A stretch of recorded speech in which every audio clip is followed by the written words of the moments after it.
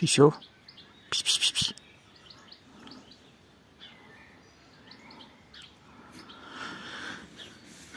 Հարգելի հետևորդներ, ես այժմ գտնվում եմ Լոռու մարզի Ստեփանավանի Հոփարցի գյուղում։ Այս երկու հարկանի սեփական առանձնատունը իր տնամերձ հողատարածքով պտղատու այգիներով այս վագոն տնակների հետ միասին տատիկս կտակել է ինձ։ Այսինքն սա հիմա համարվում է իմ սեփականությունը։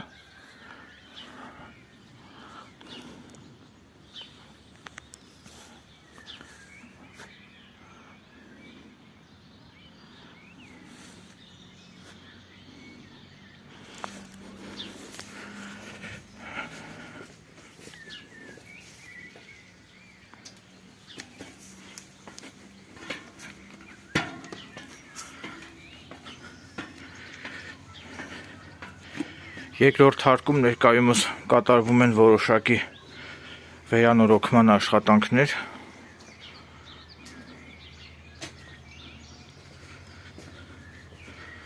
Սա իմ փիսիկն է, անունը Չիփրիկ, Փիսո։ Հսկուս չընկնես ներքև Փիսո։ Փիսիկ։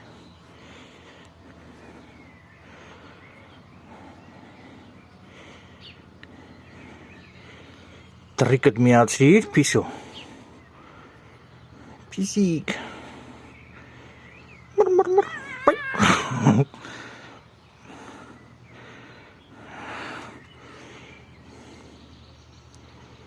Փիսո։ Փիսո։ Զգուշ չընկնես, Փիսո։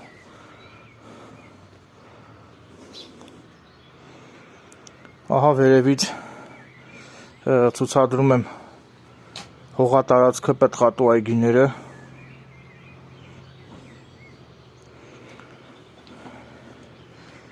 Տեսեք ինչ հիասքանչ բնություն է, ինչ գողտրիկ բնություն է։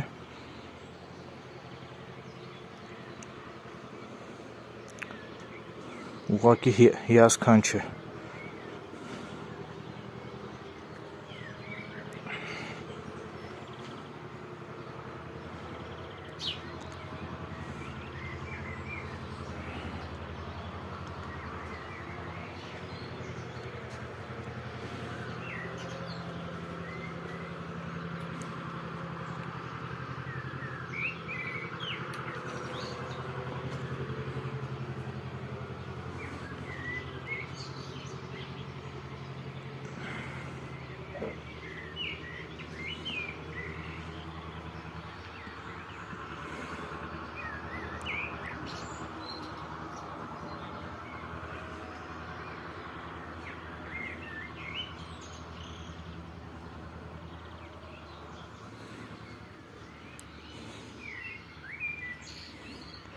Փիսոն միշտ բարձրանում է այս վտանգավոր բարձրության վրա, քնում է եւ նա շատ զգույշ է, չէ Փիսո ջան։ Զգույշ մնա, չընկնես ներքև, Փիսիկ։ Կծումել է։ Անպատկառ Փիսիկ, մի կծի։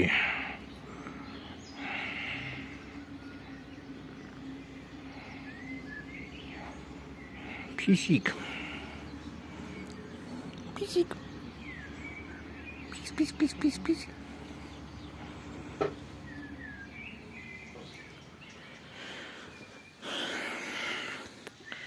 Տեղեկացնեմ, որ դենդրոպարկը այստեղից գտնվում է մոտ 3 կիլոմետր հեռավորության վրա։ Այսինքն, եթե ես որոշեմ հետագայում այս տարածքը երկրորդ հարկը օգտագործել որպես հյուրատուն, ապա վստահ եմ, որ զբոսաշրջիկները կգան այստեղ զուտ դենդրոպարկ այցելելու նպատակով, զբոսաշրջիկները կհյուրընկալվեն իմ կողմից հետագայում բացվելիք հյուրատանը։ Նաև հետագայում ես մտադիր եմ այստեղ զբաղվել մեղվաբուծությամբ, ինձ տեղեկացրել են, որ մեղվաբուծությունը դա բավականին հետաքրքիր եւ բավականին եկամտաբեր բիզնես է եւ Աստծո հաջողությամբ ինձ խոստացել են հատկացնել մեղվի փեթակներ եւ ես առաջիկայում կփորձեմ նաեւ այստեղ զբաղվել մեղվաբուծությամբ։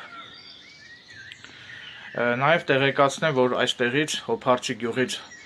Վարդաբլուր գյուղը բավականին մոտ է։ Վարդաբլուր գյուղում կան մի քանի հատ լճակներ եւ այդ լճակների վրա կա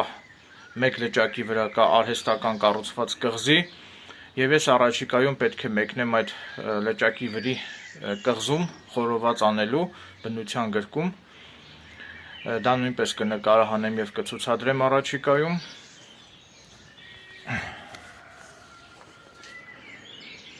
Փիսիկը նորից նիրհում է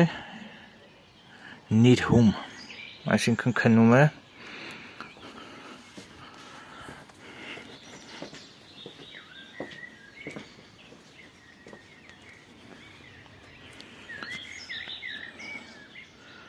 Այժմ իջնեմ ցած եւ ամբողջությամբ ցուցադրեմ հողատարածքը, պտղատու այգիները, ինչպես նաեւ կասեմ, թե որը ինչի ծառ է,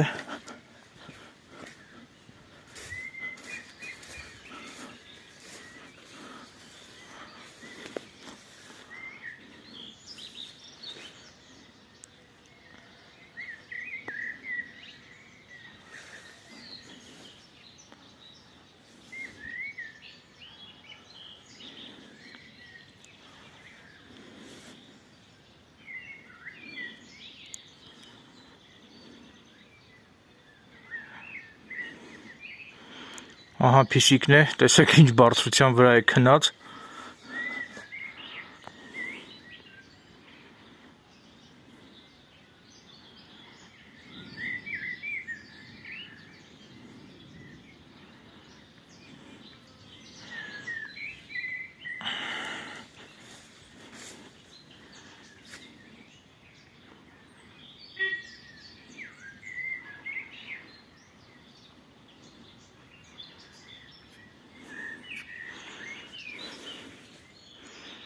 Ինչպես տեսնում եք, այստեղ կան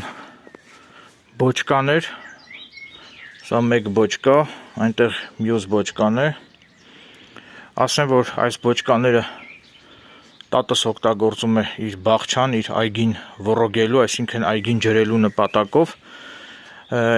անձրևների ժամանակ, որպեսզի ջուր հավաքվի այս բոճկաներում եւ այդ ջրով տատս ջրում է իր այգին, Սակայն ինչպես տեսնում եք ես փակել եմ այս բոճկաների բերանը, որպեսզի հանկարծ փիսիկը միամիտ չցածկի բոճկայի մեջ եւ չխեղդվի, այնպես որ բոլորին հորդորում եմ, եթե ունեք նմանատիպ պարագաներ ձեր տան բակում կամ եթե ունեք լողավազան, ջրավազան, ապա եւ եթե ունեք տանը շուն կամ կատու, եղեք չափազանց զգոն եւ զգույշ, որպեսզի հանկարծ ձեր կատուն կամ շնիկը չընկնեն այդ բոճկայի կամ լողավազանի մեջ եւ չխեղդվեն։ Ահա տեսեք հիմա բոճկայի այս բանը թիթեղները բարձրացնեմ, թիթեղը եւ այս ֆաներ կան, տախտակը։ Տեսեք մեջ ամբողջությամբ ջուր է։ Ահա տեսեք։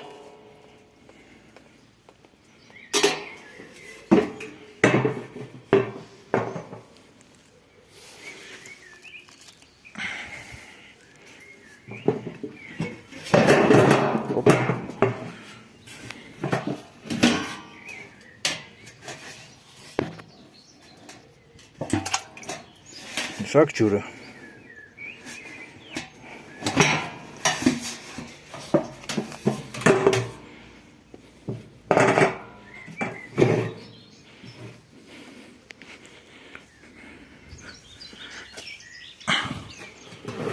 Հիմա ես այսպես փակել եմ, նորից եմ կրկնում, որպեսզի փիսիկը հանկարծ չցածկի բոճկայի մեջ եւ չխեղդվի։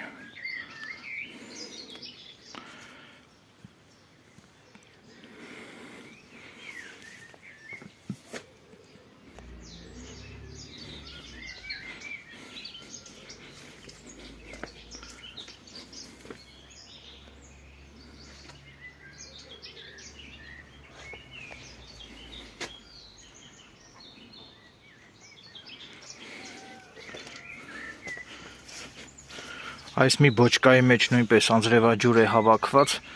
եւ ինչպես տեսնում եք ես թիթեղով, այսինքն այս ժեշտով ծածկել եմ բոճկայի բերանը, որպեսզի փիսիկը չընկնի բոճկայի մեջ, ջրով լի բոճկայի մեջ չընկնի եւ չխեղդվի։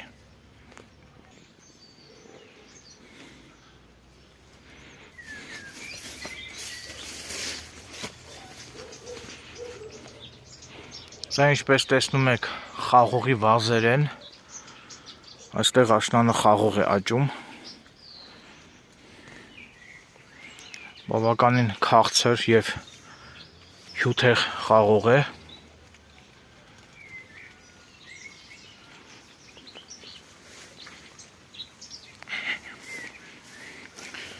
այստեղ կա նաեւ մալինայի թփեր եւ ելակի թփեր, սրանք խնձորենիներն են, այս այգում կա նաեւ հունի ծառ, ընկույզի ծառ, սերկևիլի ծառ, որոնք բնականաբար պտուղ են տալիս իրենց սեզոնի ժամանակ։ Ահա տեսեք ինչ փարթամ բուսականություն է։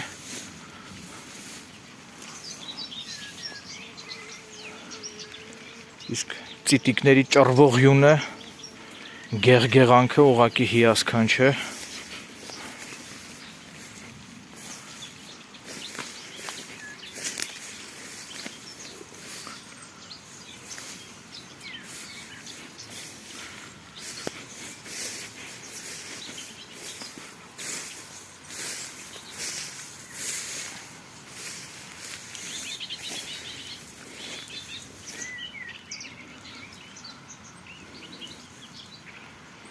Ահա սա տան դիրքն է, արդեն կողքից եմ նկարում։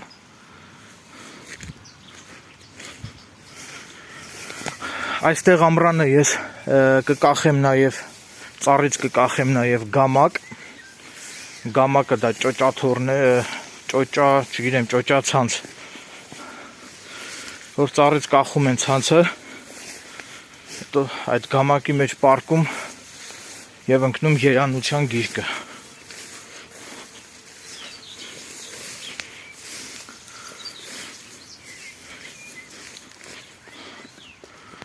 Ահա սա խաղողի վազերն է, արդեն մյուս կողմից եմ նկարում, սա սոխ է, տատս է ցանել, սոխ, սխտոր,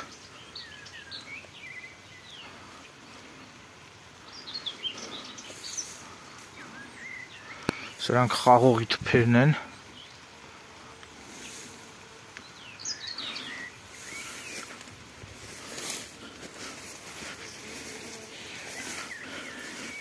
Հոփարցի գյուղի անտառը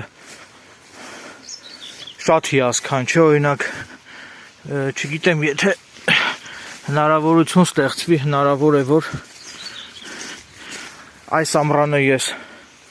արշավի կգնամ Հոփարցվա անտառը, Հոփարցու անտառը կոչվում է Մոշտի ձոր, Հոփարցու անտառում կա այդպիսի տեղանք, որը կոչվում է Մոշտի ձոր, այդ Մոշտի ձորում ուրեմն ամբողջությամբ մոշ է, վայրի մոշ, սև գույն խոշոր հատիկներով եւ կա նաեւ խմելու ջուր, որը հոսում է ստորգետնյա աղբյուրներից։ Այդ իսկ պատճառով էլ այդ տեղանքը կոչվում է Մոշտի ձոր։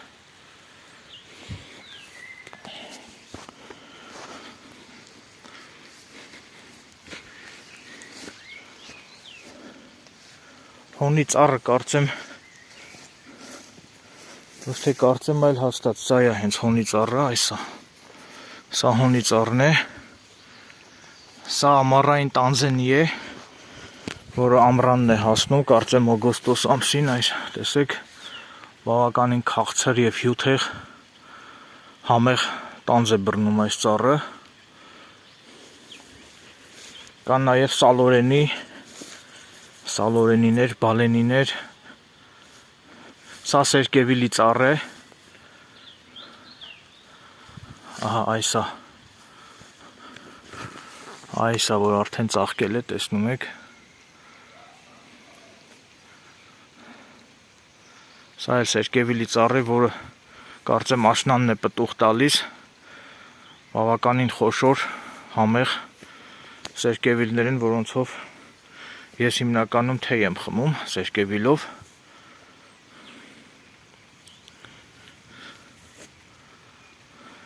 Ներքևում կա նաև ընկույզի և տխիլի ծառներ։ Ափսոս թուզը չի աճում այստեղ Ստեփանավանի այս Հոփարցի գյուղում, թե չէ ես անպայման թզենի էլ կտնկեի այստեղ։ Սրանք մալինի թփեր են։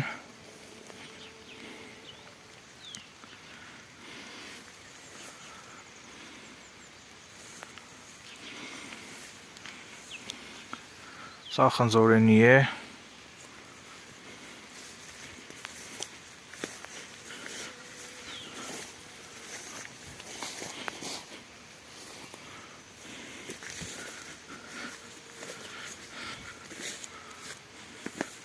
Սա արդեն պոպոքի ծառ է, ընկույզի, մոտ 3 հատ ընկույզի ծառ ունենք, այս մեծ ծառն էլ է ընկույզ, ահա ցուցադրում եմ։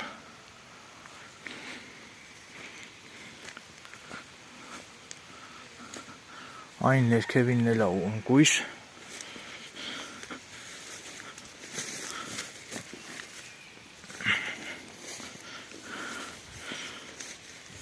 Այսա նույնպես ընկուզենի է։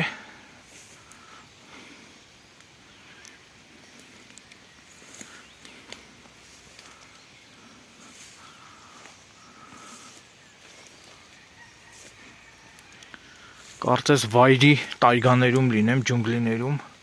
Սա էլ է ընկուզենի, ահա այս ծառը ցուցադրում եմ։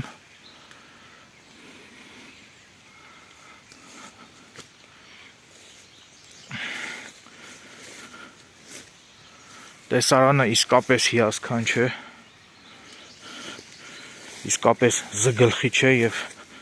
բավականին գողտրիկ տեսարան է, գողտրիկ բնություն է։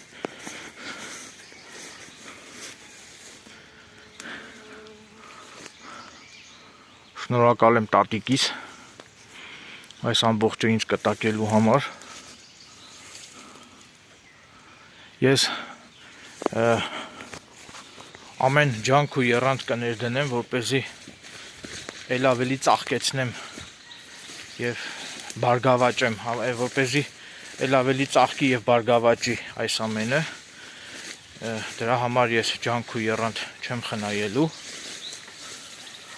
Այստեղ տխիլի ծառ էլ կար, հիմա դա եմ փնտրում։ Ահա այստեղ էր կարծեմ տխիլի ծառը, կարծեմ սա է։ Սա էլ տխիլի ծառն է։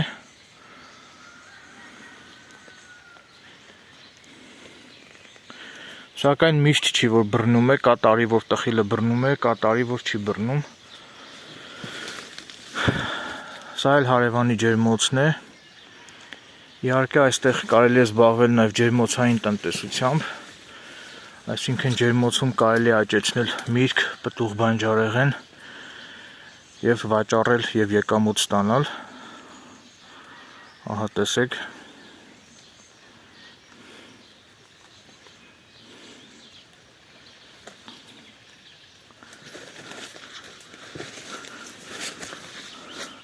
Ափսոս ես ջերմոցային տնտեսությունից ոչինչ չեմ հասկանում, այլապես ես նույնպես կզբաղվեի ջերմոցային տնտեսությամբ։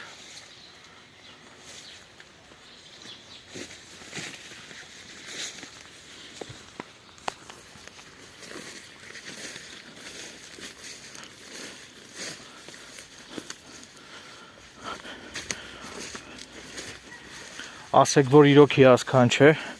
եթե ձեզ դուր եկավ այս այգին, խնդրում եմ մեկնաբանություններում գրեք ինձ այդ մասին։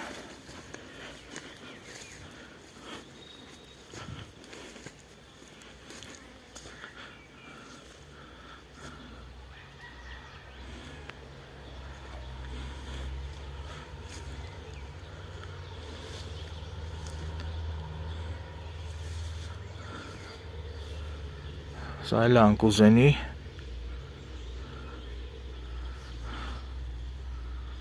Այն բարձր ծառն էլ է ընկուզենի։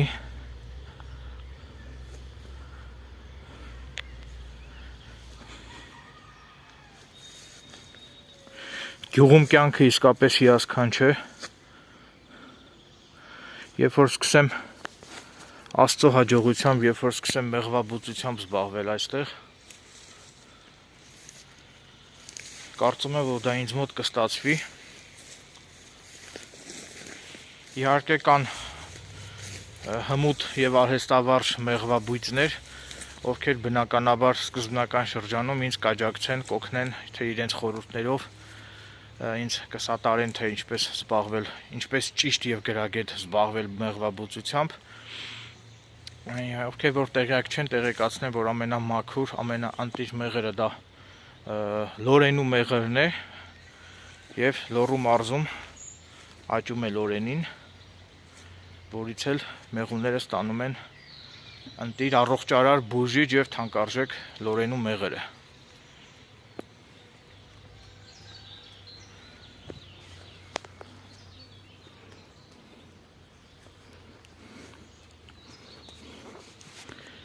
Նաև ցանկանում եմ տեղեկացնել, որ այս հսկա հողատարածքում ես մտադիր եմ հետագայում մի փոքրիկ մասը,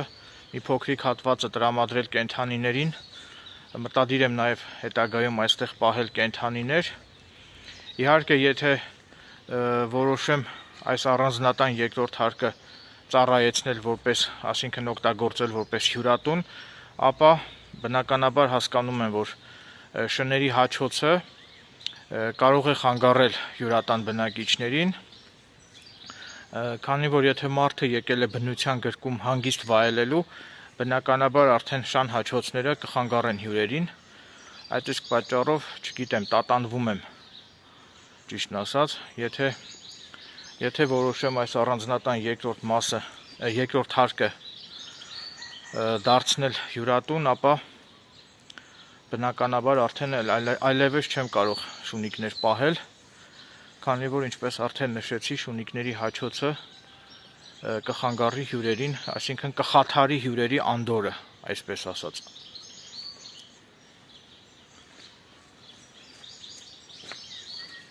Սակայն եթե լինեն այնպիսի հյուրեր, ովքեր որ նախընտրեն իրենց կենդանիների հետ գալ այստեղ իրենց հանգիստը վայելելու, ապա ինչու՞ չէ կարելի է նաև դիտարկել այն տարբերակը, որ ես նույնպես այստեղ մի փոքրիկ հողատարածք հատկացնեմ անտուն շունիկներ պահելու համար։ Սա էլ ելակի թփերն են, կլուբնիկը, ահա արդեն ծաղկել է ելակը, տեսեք, երևի մի ամսից արդեն պտուղ կտա, ահա ելակը ծաղկած,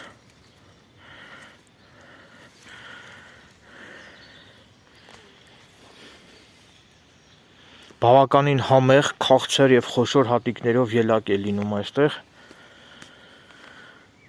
Բնականաբար ինձ բախտ է վիճակվել ճաշակել գյուղի քաղցր եւ համեղ ելակը։ Ահա տեսեք ամբողջությամբ ելակի թփեր են եւ ինչպես արդեն տեսնում եք, ելակը ծաղկել է։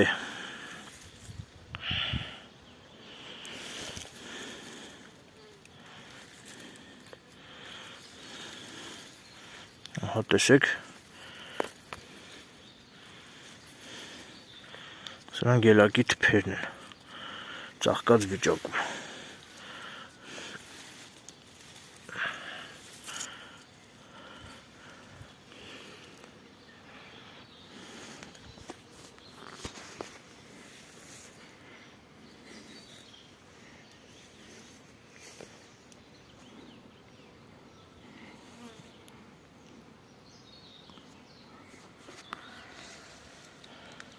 Չգիտեմ լսելի է թե ոչ, սակայն շրջակայքում տարածվել է մեղուների անուշ բզզոցը, արդեն մեղուները սկսում են աշխատել, նեկտար հավաքել ծաղիկներից։ Ինչպես արդեն նշեցի, դենդրոպարկը Հոբհարցի գյուղից գտնվում է մոտ 3 կիլոմետր հեռավորության վրա, այնպես որ կարծում եմ, որ եթե ես որոշեմ Հոբհարցի գյուղում, այսինքն այստեղ այս ինձ պատկանող առանձնատան երկրորդ հարկը եթե որոշեմ օգտագործել որպես հյուրատուն, ապա վստահ եմ, որ դա կարող է նպաստել զբոսաշրջության աճին, այսինքն տուրիզմի աճին կարող է նպաստել եւ զբոսաշրջիկները կգան այս գյուղը, ինչպես նաեւ ինչու ոչ իրենց ներդրումներով կփորձեն փոքրիկ շատ է զարգացնել գյուղը, զբոսաշրջիկները։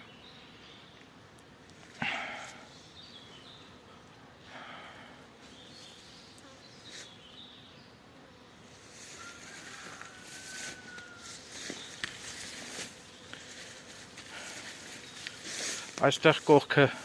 այն մյուս կողքը գտնվում է Գյուլաքարակ գյուղը, այսինքն Հոփարցի գյուղի կողքը, իսկ այն մյուս կողքին արդեն Հոփարցի գյուղի մյուս կողքին էլ գտնվում է Վարդաբլուր գյուղը եւ Վարդաբլուր գյուղում կան բավականին գեղեցիկ լճեր, լճակներ, այդ լճակներից մեկի վրա կառուցված է արհեստական կղզի, որը բավականին հետաքրքիր բնության տեսարան է դա եւ ես առաջիկայում այնտեղ այդ լճակի մոտակայքում միգուցե հենց կղզու վրա խորոված եմ անելու առաջիկայում, որը նույնպես կնկարահանեմ եւ կցուցադրեմ իմ հետևորդներին։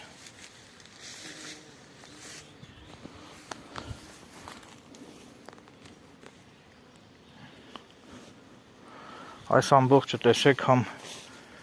մալինի թփեր են, ահա տեսեք ամբողջությամբ սենց տարածվում է մալինի թփերը, նաև ելակի թփեր էլ կան, որոնք արդեն իսկ ցուցադրեցի,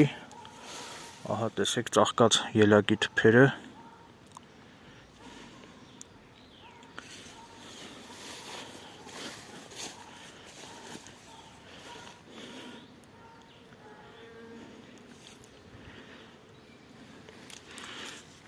ահա ելակի թփերը ծաղկած, սրանք են, այս դեղին եւ սպիտակ ծաղկաթերթիկները,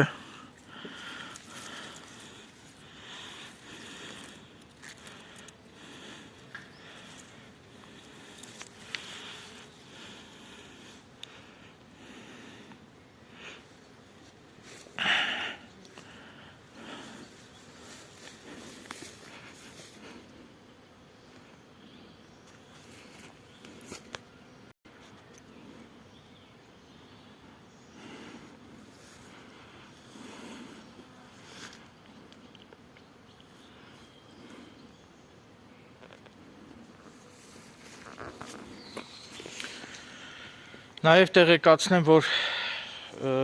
Լոռու մարզում, մասնավորապես նաև Հոփարցի գյուղում երբեմն լինում են օձեր, սակայն թե Ստեփանավան քաղաքում եւ թե Հոփարցի գյուղում գտնվող օձերը դրանք թունավոր օձեր չեն, այլ այստեղ կան միայն լորտու տեսակի օձեր, որոնք որ անվնաս են, թունավոր չեն եւ անվտանգ են, այնպես որ Լոռու մարզում օձեր տեսնելիս, մասնավորապես Ստեփանավանում կամ Հոփարցի գյուղում կամ Ստեփանավանի տարածաշրջանի մյուս գյուղերում օձեր տեսնելիս պետք չէ խուճապի մատնվել, պետք չէ տրորել, պետք չէ սատկացնել օձերին, քանի որ Լոռու մարզի օձերը, մասնավորապես հենց Ստեփանավան քաղաքի եւ Ստեփանավանի տարածաշրջանի գյուղերում բնակվող օձերը դրանք անվտանգ են, անվնաս են, թունավոր չեն։ Այնպես որ օձերի հանդիպելիս հորդորում եմ չվնասել օձերին, չտրորել, չսատկացնել օձերին Եվ նաև տեղեկացնեմ, որ թունավոր օձեր հիմնականում կան Երևան քաղաքում եւ Արարատի մարզի ողջ տարածքում, այսինքն Մասիս քաղաքում իր գյուղերով հանդերձ, Արարատ քաղաքում, Արտաշատ քաղաքում, մի խոսքով ամբողջ Արարատի մարզում կան թունավոր, վխտում են թունավոր օձերը, դա գյուրզա տեսակի օձն է, որը բավականին թունավոր օձ է, սակայն ես սովորել եմ, թե ինչպես պետք է բռնել թունավոր օձին, որպեսզի օձը չկարողանա քեզ խայթել, այնպես որ եթե ինձ հանդիպի գյուրզա տեսակի թունավոր օձ, ապա ես առանց վարանելու, առանց վախենալու կբռնեմ այդ օձին եւ կնկարահանեմ եւ կցուցադրեմ ձեզ, որպեսզի դուք տեսնեք, թե ինչպես կարելի է բռնել թունավոր օձին, գյուրզա տեսակի օձին, ինչ տեխնիկայով է պետք բռնել, ինչպիսի հմտություններով է պետք բռնել թունավոր օձին, որպեսզի թունավոր օձը ձեզ չխայթի։ Իհարկե, եթե չունեք հատուկ պատրաստվածություն, որևէ մեկին խորհուրդ չեմ տա փորձել բռնել թունավոր օձին, որովհետև եթե դուք բռնելու ձևը չգիտենաք, ապա թունավորոցը ձեզ կխայթի։ Սակայն հիմա հիվանդանոցներում, գրեթե բոլոր Հայաստանի Հանրապետության բոլոր հիվանդանոցներում կան հակագյուրզին կոչվող հակաթույնը, այնպես որ եթե թունավորոցը ձեզ խայթում է, այդ պահին ընդամենը անհրաժեշտ է հիվանդին շտապ կարգով տեղափոխել հիվանդանոց, ընդամենը դա։ Եվ հիվանդանոցում անմիջապես այդ անձին կներարկեն հակաթույն, որի արդյունքում հնարավոր կլինի փրկել նրա կյանքը։ Խստիվ արգելվում է թունավորոցի խայթելու դեպքում ժգուտ կապել, հիմա չգիտես ինչու ժողովրդի մեջ տարածված է այն թյուր տեսակետը, որ թունավորոցի խայթելուց հետո ժգուտ են կապում, որպեսզի իբրև թե արյունը կանգնեցնեն, ասեմ, որ եթե ժգուտ կապեք, դա կարող է հանգեցնել հյուսվածքների մեռուկացման եւ այդ խայթված հատվածը արդեն իսկ պետք է ամպուտացվի, այսինքն կտրում են, ենթադրենք եթե ձեռքն է կտրել, եթե օձը ձեռքն է խայթել կամ ոտքն է խայթել եւ եթե դուք ժգուտով կապում եք այդ խայթած հատվածը, ապա դա հյուսվածքները մեռուկացնում է ժգուտը եւ վсё, դա արդեն կարող է հանգեցնել նրան, որ այլևս հնարավոր չլինի ոտքը փրկել եւ պարտադիր պետք է այդ անձի ոտքը կտրվի կամ ձեռքը, այսինքն որ մասը որ օձը խայթած լինի։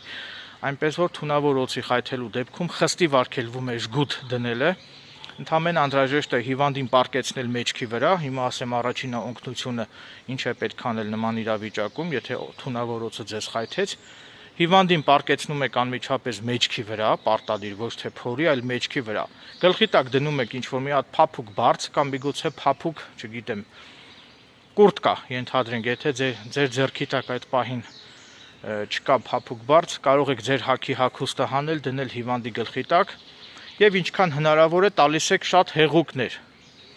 ջուր, սովորական ջուր։ Տալիս հիվանդին պառկեցնում եք մեջքի վրա, տալիս եք սովորական ջուր եւ անմիջապես տեղափոխում եք հիվանդանոց։ Դա է առաջին օգնությունը։ Նաեւ խստիվ արգելվում է թույնը բերանով արտածծել եւ թքել, քանի որ եթե մարդը իր բերանի մեջ ունենա փչացած ատամ, ապա երբ որ դու այդ թունավորոցի խայթված հատվածից եթե դու թույնը արտածծում ես, ապա բնականաբար այդ թույնը հայտնվում է արդեն քո բերանի մեջ եւ եթե դու քո բերանի մեջ ունենաս փչացած ատամ, ապա քո փչացած ատամի միջոցով այդ թույնը կանցնի մարդու օրգանիզմ։ Այնպես որ խստիվ արգելվում է եւ ժգուտ դնելը թունավորոցի խայթելու դեպքում, խստիվ արգելվում է եւ ժգուտ դնելը եւ թույնը բերանով արտածծելը։ Խնդրում եմ դրանք մեկընդմիշտ հիշեք եւ հանկարծ չանեք նման բաներ։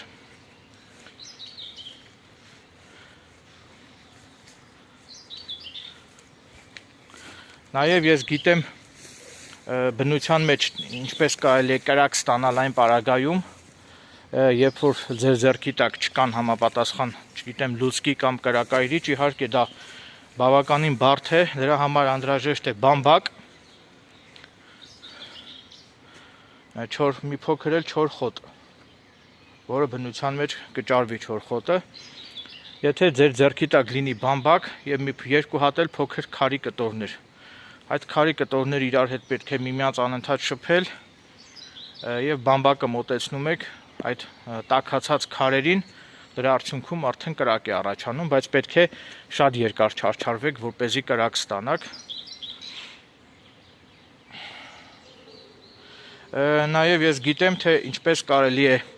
ենթադրենք դու հայտնվում ես ինչ-որ խորը անտառում եւ խմելու ջրի խիստ կարիք ես ունենում, դրա ձևն էլ կա, ինչպես ստանալ մաքուր ջուր քո իսկ սեփական մեզից, այսինքն միզում ես քո սեփական մեզը ու բնության մեջ կարող ես քո մեզը ֆիլտրել։ Քո մեզը ֆիլտրում ես, արևի ճառագայթներն են արդեն մեզը ֆիլտրում, մեզը այդ մեզի մեջի թունավոր նյութերը ոչնչացնում է արևի ճառագայթները, մնում է մաքուր ջուր, դա էլ կարող ես արդեն սարցնել եւ խմել, այսինքն ծայրահեղ դեպքում կարելի է այդպես անել, լրիվ անվտանգ մեթոդ է, գիտականորեն ապացուցված, այսինքն բնության մեջ մարդը կարող է միզել, բնության մեջ ֆիլտրել իր իսկ սեփական մեզը եւ որպես ջուր խմել։ Սրանք գիտականորեն ապացուցված, փաստարկված մեթոդներ են, ոչինչ ինձնից չեմ հորինում։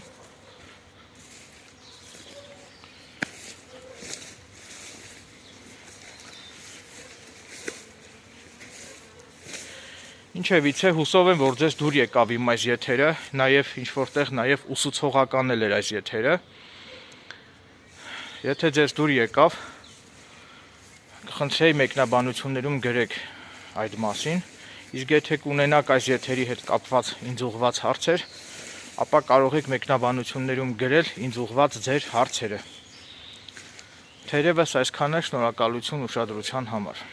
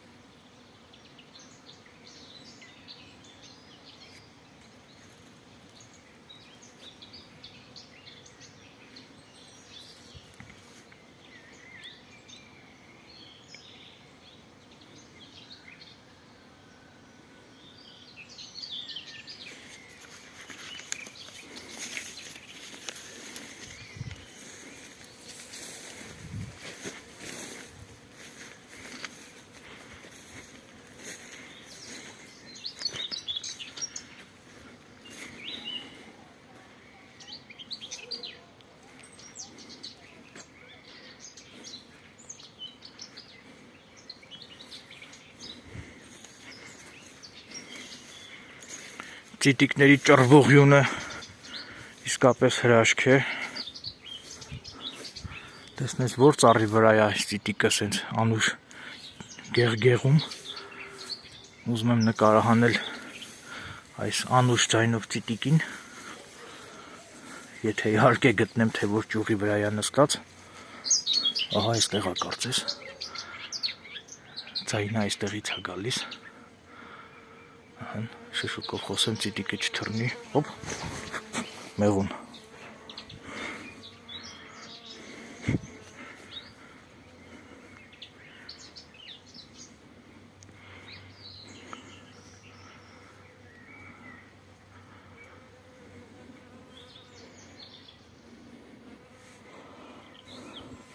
Մեղվի խայթոցը ասեմ, որ բավականին ցավոտ է լինում։ Դժբախտաբար ինձ բազմիցս խայթել են մեղուները, ինքը միանգամից ուռչում է և սկսում է ուժգին ցավալ, չնայած օձի կծածի դեպքում էլ է այդպես ուռչում և սկսում ուժգին ցավալ, սակայն մինչ օրս բարեբախտաբար ինձ ոչ մի օձ չի կծել, չի խայթել, միայն մեղուներն են բազմիցս խայթել ինձ։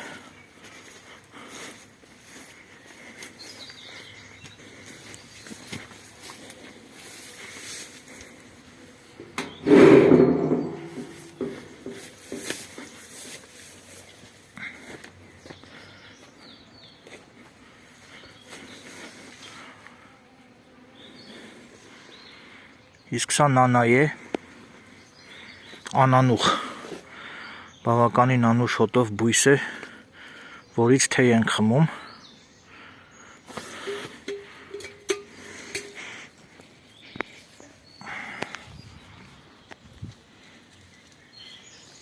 Շատ անուշ բուրմունք ունի։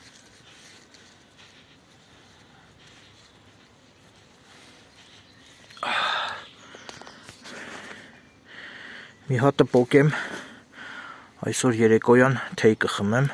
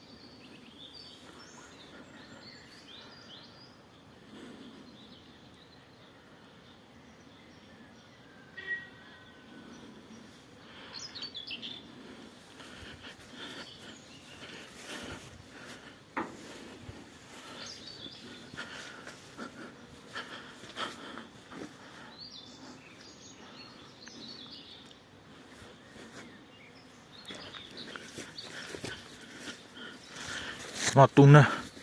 այս մի կողքից էլ նկարեմ ցուցադրեմ։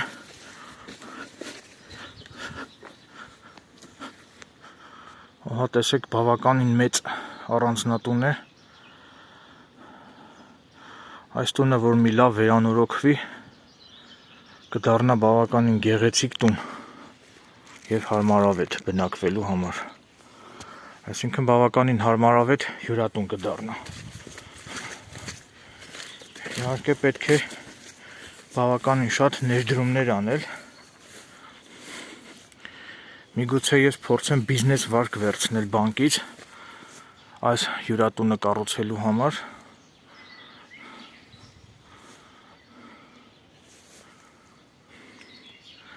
Կարծեմ բանկերը բիզնես վարկերը ավելի ցածր տոկոսադրույքով են տալիս։ Այսինքն հիմա ես ուզում եմ զբաղվել տուրիզմով, այսինքն ցանկանում եմ զարգացնել տուրիզմը, զբոսաշրջությունը եւ հյուրատուն կառուցելու համար թերևս ինձ հարկավոր կլինի բանկից վերցնել ցածր տոկոսադրույքով բիզնես վարկ։ Եվ բնականաբար այդ բիզնես վարկի ողջ գումարը կծախսվի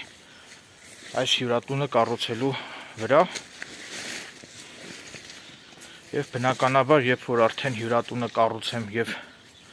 զբաղվեմ տուրիզմով, բնականաբար այդ ժամանակ կվճարեմ օրենքով սահմանված բոլոր հարկերն ու տուրքերը։ Երբ որ արդեն հյուրատունը կառուցեմ, զբաղվեմ բիզնես գործունեությամբ, այսինքն տուրիզմով երբ որ զբաղվեմ արդեն, եւ այս առանձնատունը երբ որ ծառայի որպես հյուրատուն, բնականաբար այդ ժամանակ ես լինելով օրինապահ քաղաքացի պատշաճ ձևով կվճարեմ բոլոր հարկերն ու տուրքերը։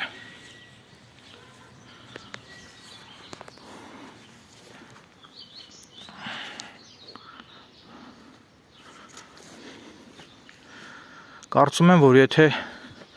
մոտ մի, չգիտեմ, մի $10,000 ներդրում եթե արվի այս հյուրատունը կառուցելու համար, բավականին գողտրիկ հյուրատուն կդառնա սա, շրջապատված բնությամբ եւ պտղատու ծառներով, պտղատու այգիներով, այգով։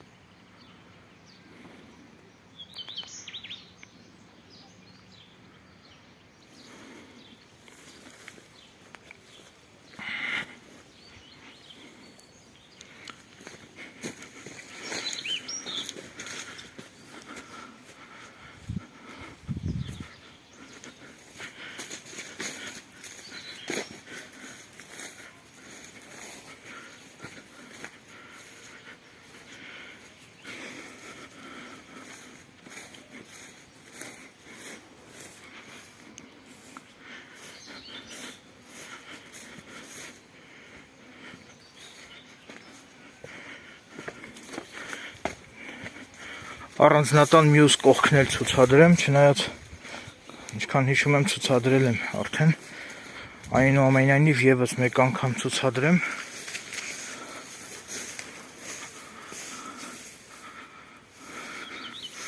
Սա արդեն կողքից եմ ցուցադրում։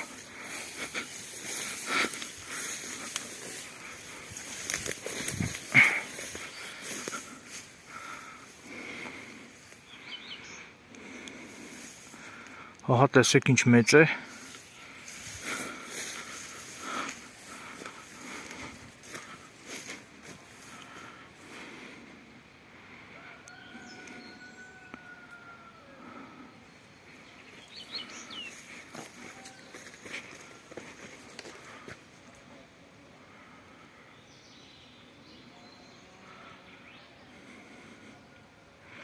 Սա էլ փայտի վառարանի ծխնելույզն է։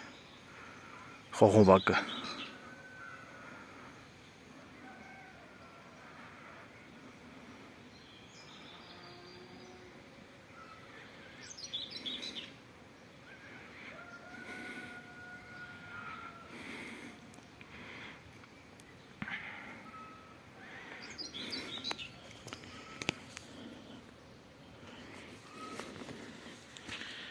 Թերևս այսքանը, եթե ձեզ դուր եկավ այս տեսանյութը, սեղմեք լայք եւ մեկնաբանություններում գրեք ձեր կարծիքը, ինչպես նաեւ եթե կունենաք այս տեսանյութի հետ կապված ինձ ուղղված հարցեր, ապա կարող եք մեկնաբանություններում գրել ինձ ուղղված ձեր ողջամիտ հարցերը։ Այսքանը, շնորհակալություն ուշադրության համար։